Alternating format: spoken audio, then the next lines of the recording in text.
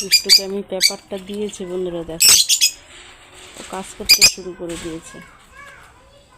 আর দুষ্টুর ছোট বেবি ভেতরে থেকে দেখছে আমাদেরকে আমি কি করছি। ও খুব চালাক, ওর মার মতো হবে। আর দুষ্টু তো কাজ করছে, ও পেপারগুলো টুকরো টুকরো করে ও পিঠে নিচ্ছে, নিয়ে ওই ভেতরে যাবে, গটির ভেতরে নিয়ে গিয়ে সব জমাট করে। আর এইখানে হচ্ছে এই দুষ্টুর আগের পরিবার, এরাও এদের মতো কাজ করে যাচ্ছে।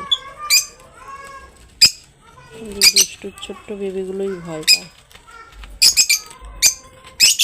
কি করছিস? হ্যাঁ কিরে? দুষ্টুর এই বড় বেবিটা বেরিয়েছে। আমরা কাছে থাকলেও বেরোয় না। ও একটা কেমন ভয়ঙ্কর আওয়াজ করে, ও ঠিক বেবিগুলো বুঝে যায়, ভেতরে ঢুকে চলে যায়। ভেতরে বসে বসে দরজায় বসে বসে সব দেখবে। আর একটা বেবি ওই তো বেরোলো। দুষ্টু খুব কাজ করে, ও সারাদিন কাজ করে,